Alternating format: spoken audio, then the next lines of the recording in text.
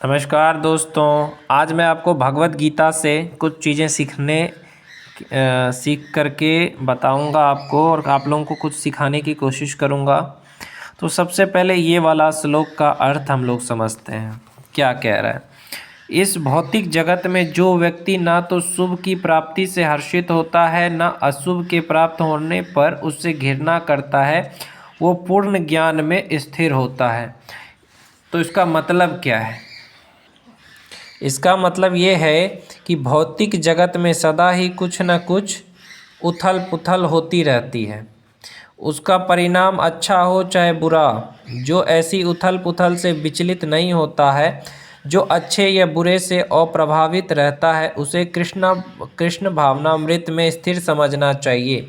चाहे आपके साथ कुछ अच्छा हो चाहे बुरा हो, फिर भी अगर आपका मन विचलित नहीं होता है, आप घबराते नहीं हो, अगर आपके साथ कुछ अच्छा भी होता है तो आप ज़्यादा खुश नहीं होते, या आपके साथ कुछ बुरा होता है तो आप दुखी नहीं होते हो, तो आपका मन क्या है? स्थिर है।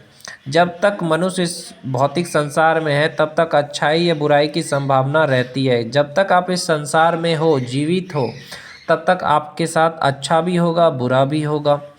क्योंकि ये क्या है? संसार द्वैत से पूर्ण है, यानी कि ये संसार द्वैत है, डुअल नेचर ऑफ मैटर। आपने पढ़ा होगा फिजिक्स में। तो ये संसार डुअलिटी पे है, द्वंद्व है, यानी जहाँ सुख है वहाँ दुख भी होगा, जहाँ दुख है वहाँ सुख भी होगा। किंतु जो कृष्ण भावनामृत में स्थिर है वह अच्छाई बुराई से अछूता रहता है, क्योंकि उसका सरोकार कृष्ण से रहता है जो सर्व मंगलमय है। ऐसे कृष्ण भावनामृत से मनुष्य पूर्ण ज्ञान की स्थिति प्राप्त कर लेता है, जिसे समाधि कहते हैं। मेडिटेशन उसी को कहते हैं जब आप किसी भी चीज़ में घबराते नहीं हो, चाहे सुख हो चाहे दुख हो। जिस प्रकार कछुआ अपने अंगों को संकुचित करके खोल के भीतर कर लेता है, उसी तरह जो मनुष्य अपनी इंद्रियों को इंद्रिय विषयों से खींच लेता है, वह पूर्ण चेतना में दृढ़तापूर्वक स्थिर होता है। किसी योगी भक्त या आत्मसिद्धि व्यक्ति की कसौटी यह है कि वह अपनी योजना के अनुसार इंद्रियों को वश में कर सके। जैसे किसी योगी भक्त या आत्मसिद्ध व्यक्ति की कसौटी यह है कि वह अपनी योजना के अनुसार क्या है? इंद्रियों को वश में कर सके। किंतु अधिकांश व्यक्ति अपनी इंद्रियों के दास बने रहते हैं और इंद्रियों के ही कहने पर चलते हैं।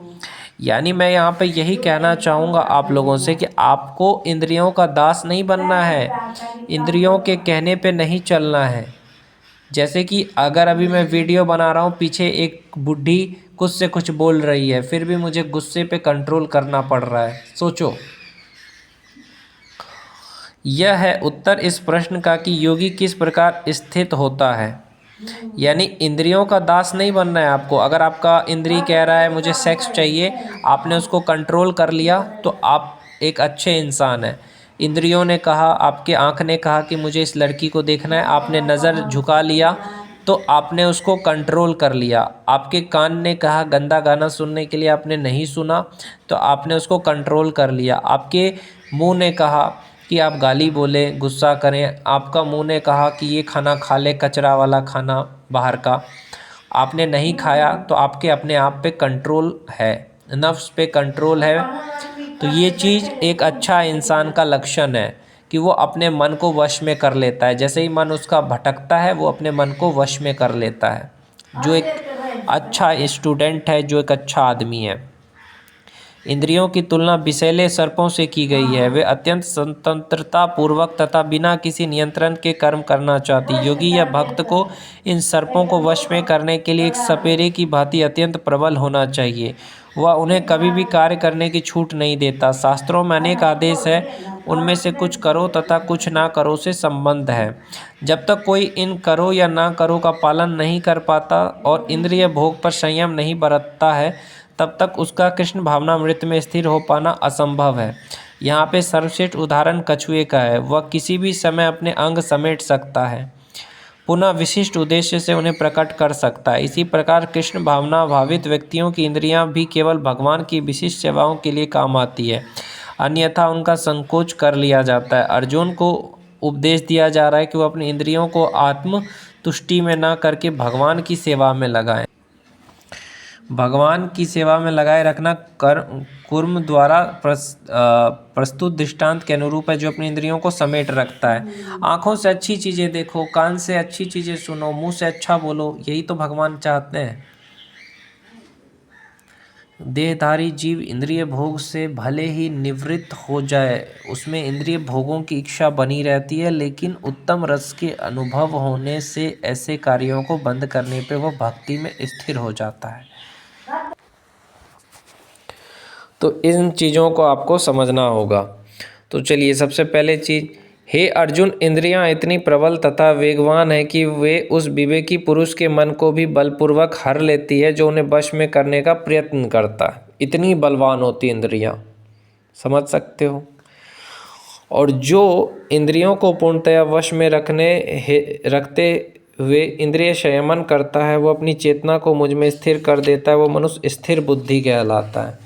समझे? अपने इंद्रियों को अपने वश में करने के लिए भगवान कह रहे हैं। यहाँ पे कह रहे हैं इंद्रिय विषयों का चिंतन करते हुए मनुष्य की उसमें आसक्ति उत्पन्न हो जाती है, और ऐसे आसक्ति से काम उत्पन्न होता है, फिर काम से क्रोध प्रकट होता है। सोचो, ये क्रोध कितना है। क्रोध से पूर्ण मोह उत्पन्न होता है, और मोह से स्मरण शक्ति का विभ्रम हो जाता है। जब स्मरण शक्ति भ्रमित हो जाती तो बुद्धि नष्ट हो जाती है, और बुद्धि नष्ट होने पे मनुष्य भवकूप में पुनः गिर जाता है।